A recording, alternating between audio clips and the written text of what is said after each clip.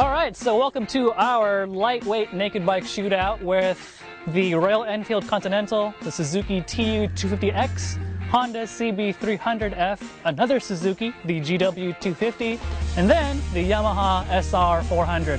All naked, all lightweight, small displacement motorcycles. And with us today are two guest testers, Jess and Ty. So Jess, we'll start with you. What do you like about these bikes? You know, each one has got its own kind of unique character to it. Something kind of cool about it, I suppose.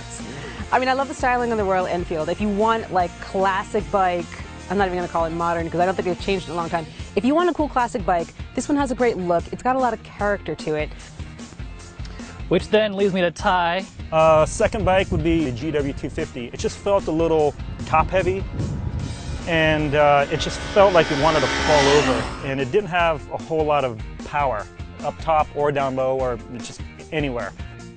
The SR has styling that I like a lot. I'd go for that classic look.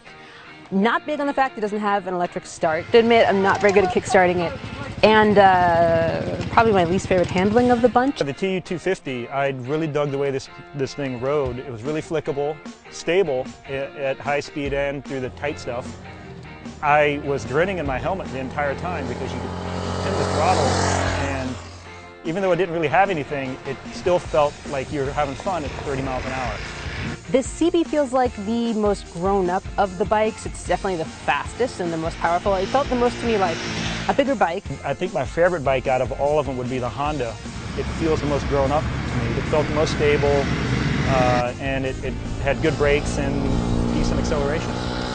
Yeah, well, you know, you gotta almost expect that to be the favorite amongst the bunch when you've got a really modern bike like the Honda and to an extent the Suzuki. I think we're splitting this test kind of in a way between these modern looking nakeds like the Honda and the GW, and then these kind of retro modern SR, TU, and the Enfield. So, you know, when you split it amongst that way, I guess, JB, Tom, it's kind of a distinct class between the two styles of bike, right? Well, I don't know. I mean, you kind of have to pull a distinction off of this, saying, you know, this bike has actually been in production since 1978, basically, and so has that Royal Enfield. That's been around since 1950 something, so they've been modernized over time. But I mean, you know, they're not like modern throwbacks. They're just the way they were. I mean, obviously, you know, you got your kind of more modern styled bikes here, and I guess I would at least have to go with Ty on the Suzuki. That was not my, you know, favorite bike here, the GW. I think it's kind of just got this flop-in sense of handling, and it's got this fender that's too big for a Hayabusa.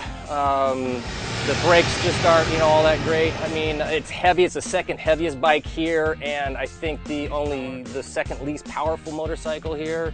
So it's kind of got a lot of things not going for it.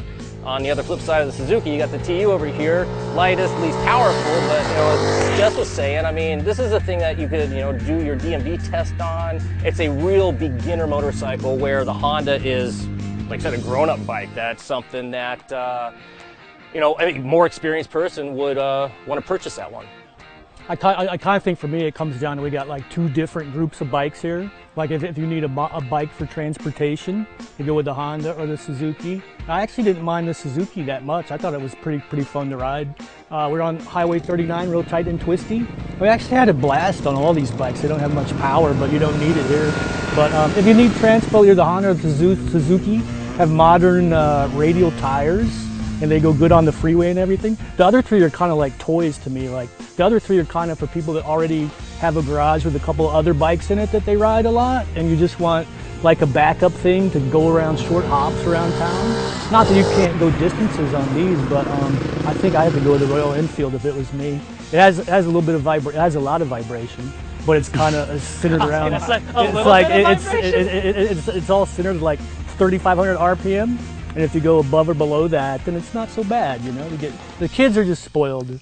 You kids, you don't know what vibration was. Back in my day, everything vibrated. Yeah, but everything. That thing feels like you're holding a couple of shake weights. Yeah, like, I'm guessing. I think that's what it feels like. I don't know what a shake weight is, but I'll take your word for it. The thing is, I was thinking, if these bikes are kind of aimed at beginner riders, what would be the least intimidating, the most accessible, the easiest to ride, and maybe the most fun? And honestly, while the Enfield did handle really well in the corners, it was much better than I thought, and the brakes are good. That shaking is a lot to deal with, and there's a few moments where I wasn't sure I could actually reach for the brake or grip it because the shaking was so bad. Making your hands feel numb. Yeah, and just awkward and uncomfortable, and that's one more thing to think about when you're riding the bike, which it was honestly unpleasant. If you were on this side of it, you can see it's got a Kickstarter, just like the SR does, but it also has an electric starter. Now this is kind of fun for a while, and then you go, I wish I could just push the button and get going. But that one gives you the option to just push the electric starter too. That single sounds great with the, you know, pipe on it. It's a stock pipe, but it sounds cool, and the seating position's cool. And it's about the same price as the SR 400, right? They're both $6,000. Both 6,000. So Well, I they're mean, like this $10 is, apart, but yeah. the SR is pretty fun, but it can't really approach the cool of that thing. I mean, if we're talking about price, the CB300 Honda is $4,000. The TU is $4,400. The GW is $4,000 as well. Then the Yamaha and the Enfield are just shy of $6,000. I mean, imagine if you had never ridden a bike before and you hopped on these, because we're kind of coming at this like, you know, comparing it to bigger bikes, more power, but for instance, between these two, I prefer this one because I do think it's a lot more fun. If I were a new rider, I wouldn't know any better. I would go ahead and go on the freeway in this thing. I started on a Nighthawk 250, and yeah, I took that thing on the freeway. I'm a smaller person, too. You could take that on the freeway, but you couldn't do 80 on it, I don't think. I probably wouldn't want to. If I'm a beginner rider, what do I care? If I can do 65, 70, I'm good. And it feels stable and planted.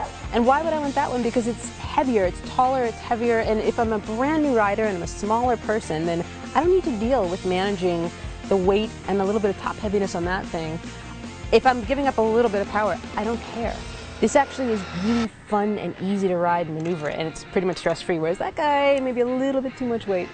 So I think I could agree in the sense also that I would pay $400 more for this one over the GW here. If it's the bike I want, Yeah. I might. That's what, but there's a lot of plastic on this thing to break and crack and replace and look really bad if you dropped it, where on this thing, you know, a little scuff or a ding, it's not going to show up near as much. The way this TU250X thing looks is, I think it looks cooler than the GW250 look. If we're going to compare apples to apples, this retro styling feels to me more than that. I don't know what that is, modern Vulcan transformer plastic something from somewhere that I don't know where it's from.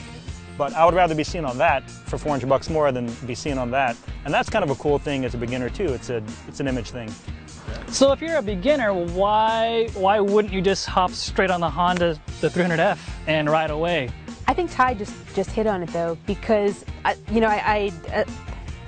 taught a lot of new riders and talking to a lot of new ones, a lot of them get into it because motorcycling is cool. It looks cool, it makes you feel cool. This bike looks cool. A lot of them are going to go for what makes their heart beat. And the TU250, the Enfield, the TU250 and the Enfield both look and feel really cool. And that's what the step that gets a lot of people into motorcycling. And then as their skills develop and they realize maybe they want more power, better handling, they'll move on to something else. I'd rather save the money and buy the Suzuki, roll around on this for a year, get my bearings, and then when I'm looking to upgrade, fall into something more powerful. Well, it's kind of funny because the Royal Enfield is the largest displacement bike that we have here, but it's only about 21 horsepower, and the Suzuki, the TU, is about 14.8. So we're only talking about 5 or 6 horsepower more out of a substantially larger bike and actually a substantially heavier motorcycle.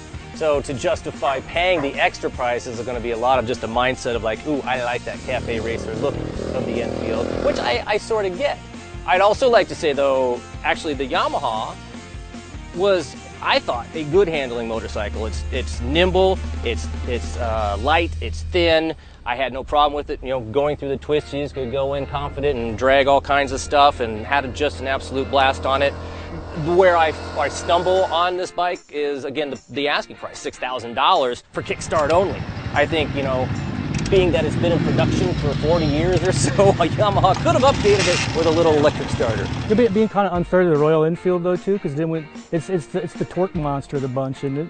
And it made like 27 foot-pounds at like 6 RPM too, didn't it?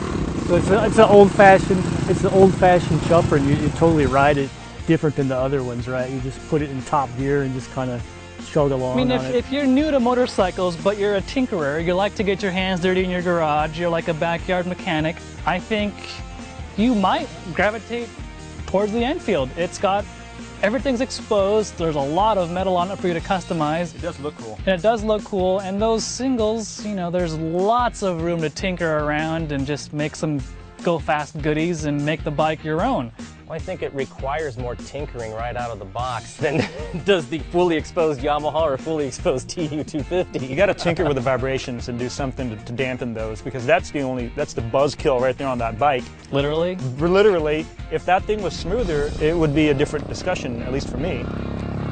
So we've been talking a lot about the Enfield, good and bad, and really haven't paid a lot of attention to the Honda and the GW, and that's kind of because the Honda and the GW are so, for lack of a better word, they're so refined, they're so perfect. I mean, they behave like we would expect from a new modern motorcycle, and there's just so much more to talk about with the Enfield, with the TU, and with the Yamaha, because they're throwbacks to an earlier time about how bikes used to be. We don't have a winner yet, so what we're going to do is we're going to go back home, really jot down our brains, write some stuff down, fill out a scorecard, and really talk amongst ourselves and figure out who's on top and who's not. So to see who wins, go to motorcycle.com and read the story.